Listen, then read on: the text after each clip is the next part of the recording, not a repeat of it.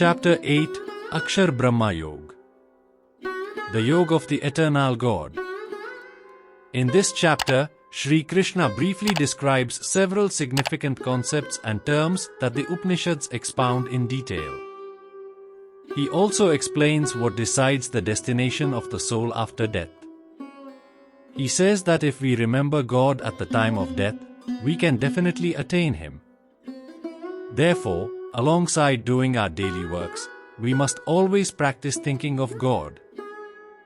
We can do this by thinking of His qualities, attributes, virtues, etc.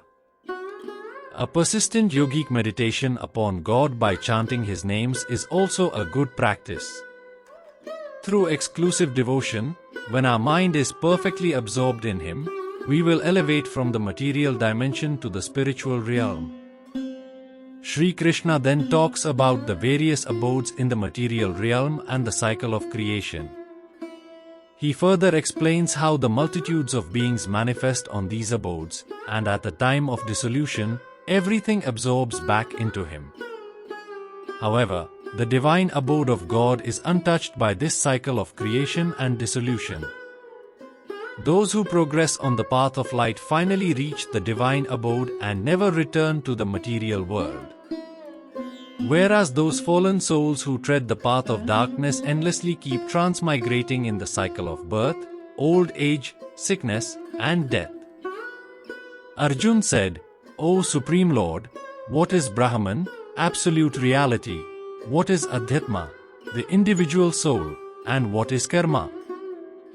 What is said to be Adhibhuta, and who is said to be Adhideva? Who is Adhyajna in the body and how is he the Adhyajna?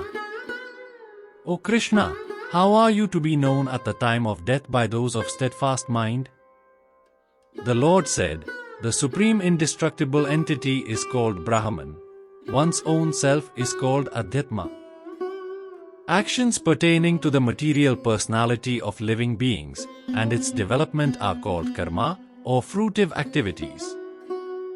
O best of the embodied souls, the physical manifestation that is constantly changing is called Adhibhuta, the universal form of God, which presides over the celestial gods in this creation, is called Adhideva.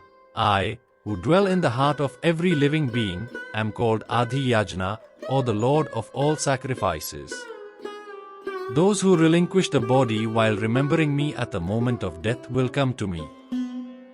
There is certainly no doubt about this. Whatever one remembers upon giving up the body at the time of death, O son of Kunti, one attains that state, being always absorbed in such contemplation. Therefore, always remember me and also do your duty of fighting the war. With mind and intellect surrendered to me, you will definitely attain me. Of this, there is no doubt.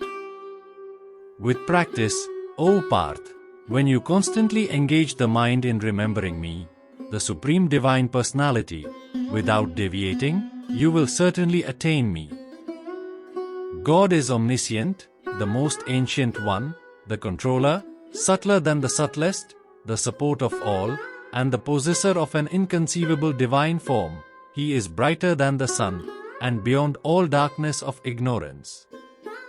One who at the time of death, with unmoving mind attained by the practice of yoga, fixes the pyare, life hairs, between the eyebrows, and steadily remembers the Divine Lord with great devotion, certainly attains Him. Scholars of the Vedas describe Him as imperishable. Great ascetics practice the vow of celibacy and renounce worldly pleasures to enter into Him.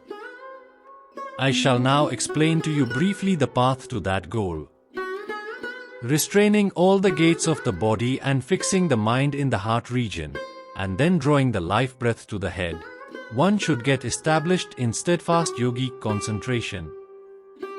One who departs from the body while remembering me, the Supreme Personality, and chanting the syllable Om, will attain the supreme goal. O Parth, for those yogis who always think of me with exclusive devotion, I am easily attainable because of their constant absorption in me. Having attained me, the great souls are no more subject to rebirth in this world.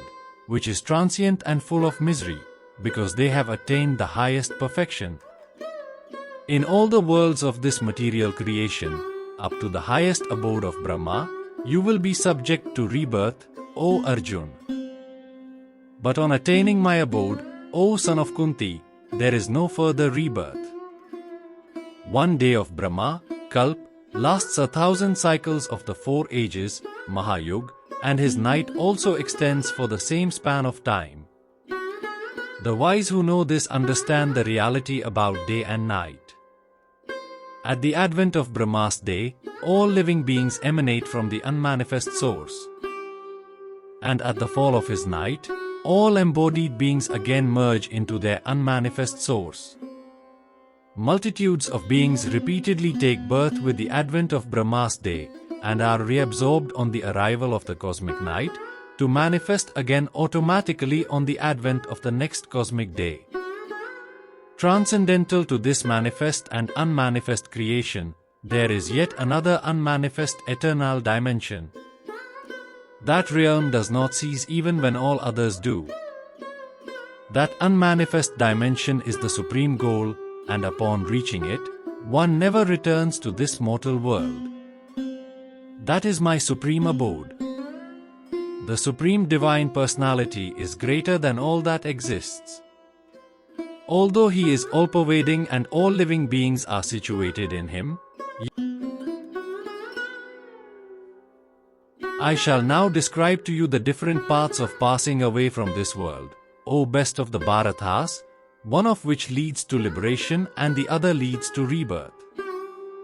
Those who know the Supreme Brahman and who depart from this world, during the 6 months of the sun's northern course, the bright fortnight of the moon, and the bright part of the day, attain the supreme destination.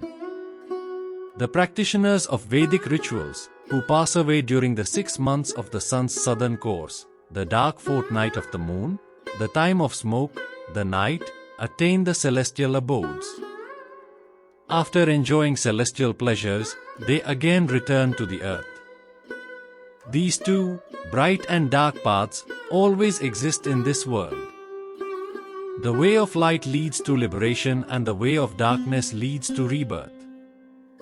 Yogis who know the secret of these two paths, O Parth, are never bewildered. Therefore, at all times be situated in Yoga, union with God.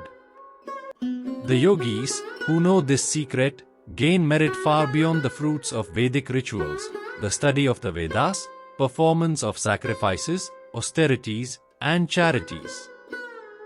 Such yogis reach the supreme abode.